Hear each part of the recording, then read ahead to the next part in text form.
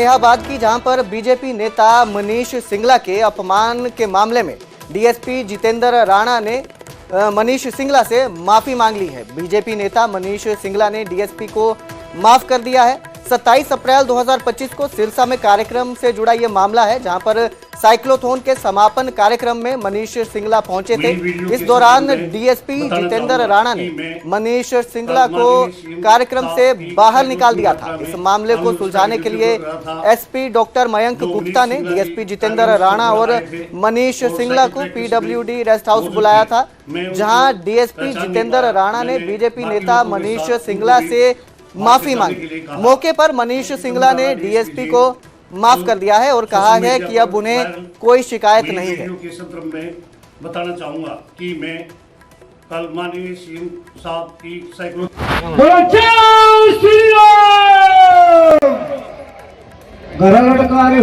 मैं जितेंद्र राणा डीएसपी जींद कल social media पर वायरल हुई वीडियो के संदर्भ में बताना चाहूंगा कि मैं कल माननीय सीएम साहब की साइक्लोथॉन यात्रा में कानून व्यवस्था की ड्यूटी पर रहा था। जो मनीष सिंगला जी कार्यक्रम स्थल पर आए थे और साइकिल ट्रैक के समीप मौजूद थे, मैं उनको पहचान नहीं पाया। मैंने बाकी लोगों के साथ उनको भी वहां से जाने के लिए कहा। मेरा उनके मान सम्मान को ठेस पहुंचाने का कोई इरादा नहीं था। मेरे इस कार्य से यदि माननीय श्री मनीष सिंगला जी की भावना को कोई ठेस पहुंची है तो मैं भाई मनीष जी से क्षमा व्यक्त करता हूं। मैं माननीय पूर्व राज्यपाल प्रोफेसर गणेशी लाल जी और मनीष जी के पूरे परिवार का मान सम्मान करता हूं। तो अब क्या मामला है ये भी समझ लीजिए। समापन कार्यक्रम था साइक्लोथॉन का, सीएम के कार्यक्रम था, तो बीजेपी नेता को वहां से पुलिस अधिकारी ने बाहां पकड़कर बाहर निकाला था। सिरसा में साइक्लोथॉन में पहुंचे थे मनीष सिंगला। ओडिशा के पूर्व राज्यपाल प्रोफेसर गणेश जी लाल के पुत्र हैं मनीष सिंगला को, जो 27 अप्रैल को सिरसा में साइक्लोथॉन के समापन कार्यक्रम में पहुंचे थे।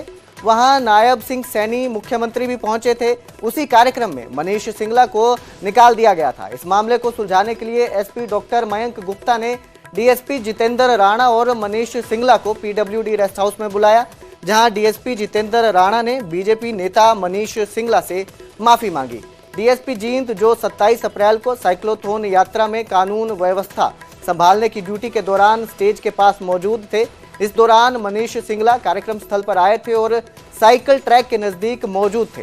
डीएसपी जींद जितेंद्र राणा ने मनीष सिंगला को पहचाना नहीं और बाकी लोगों के साथ उनको भी वीआईपी की स्टेज प्रोग्राम से जाने के लिए कह दिया। आपको बता दें कि मनीष सिंगला ओडिशा के पूर्व राज्यपाल गणेश जी लाल के बेटे हैं।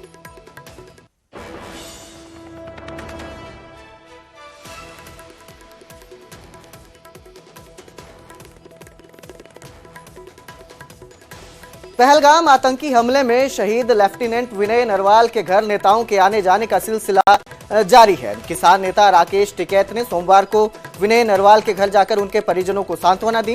राकेश टिकैत ने कहा कि आतंकवाद के मुद्दे पर वो सरकार के साथ है।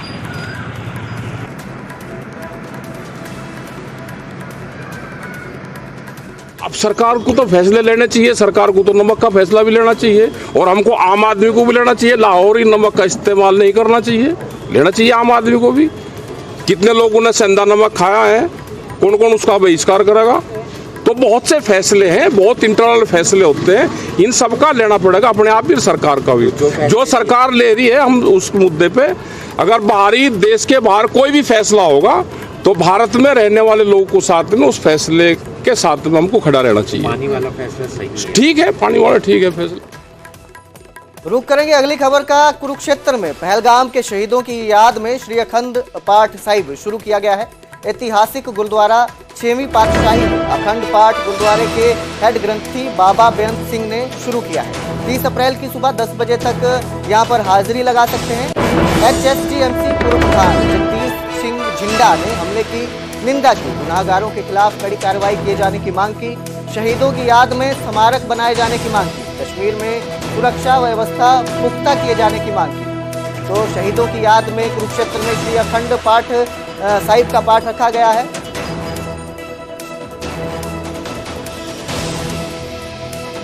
30 अप्रैल की सुबह से 10 बजे तक ये यहाँ पर पाठ जारी रहेगा। सभी लोग हाजिरी लगा सकते हैं।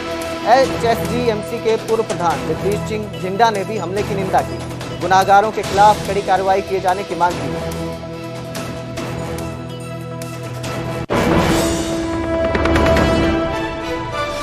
माड़ी खबर कहांगे कि एक कम्युनिटी ਨੂੰ ਨਿਸ਼ਾਨਾ ਬਣਾਉਣਾ, ਪਰ ਉਹਦੇ ਸੁਣਨ ਵਿੱਚ ਇਹ ਵੀ ਗੱਲ ਆਈ ਹੈ ਕਿ ਉਹਦੇ ਵਿੱਚ ਇੱਕ ਦੂਜੀ ਕਮਿਊਨਿਟੀ ਦਾ ਵੀ ਆਦਮੀ ਸੀ, ਉਹਨੂੰ ਵੀ ਉਹਨਾਂ ਨਹੀਂ ਬਖਸ਼ਿਆ।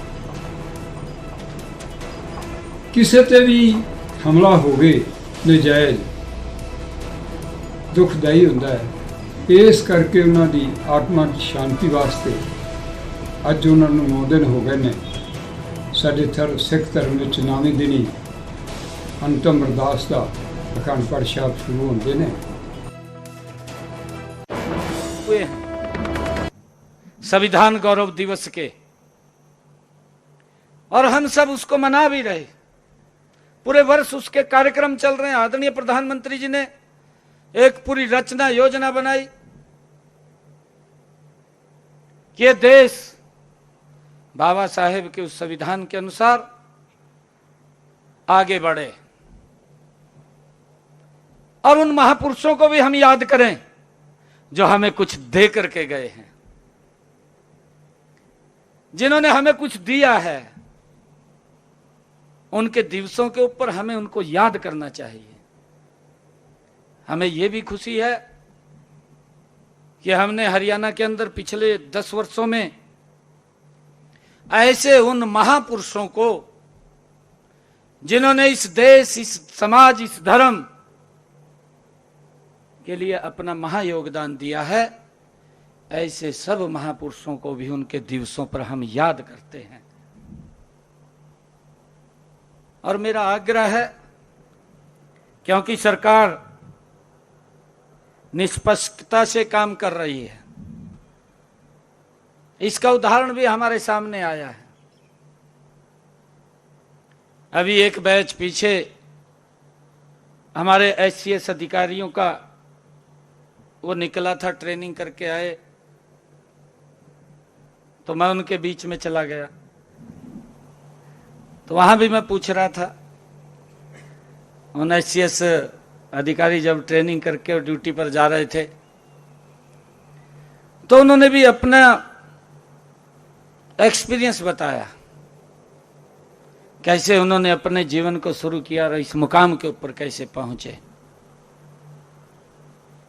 परंतु मुझे इस बात की खुशी भी है, इस बात का गर्व भी है, इस बात का गौरव भी है कि जब नीति स्पष्ट हो और जब नियत साफ हो तो कोई समस्या सामने नहीं आती।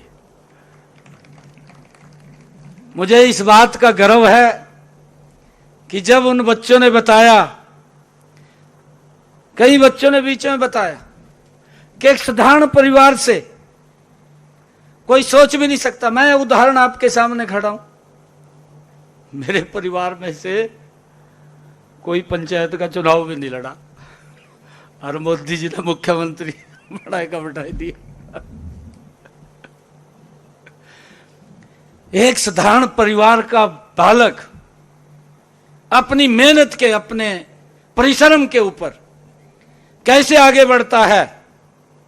एक साधारण परिवार का बच्चा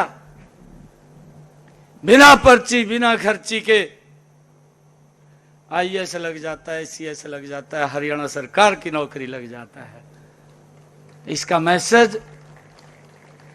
मैसेज हरियाणा में नहीं है, इसका मैसेज पूरे देश के अंदर है। आपका पूरे देश के अंदर कहीं तो आकर के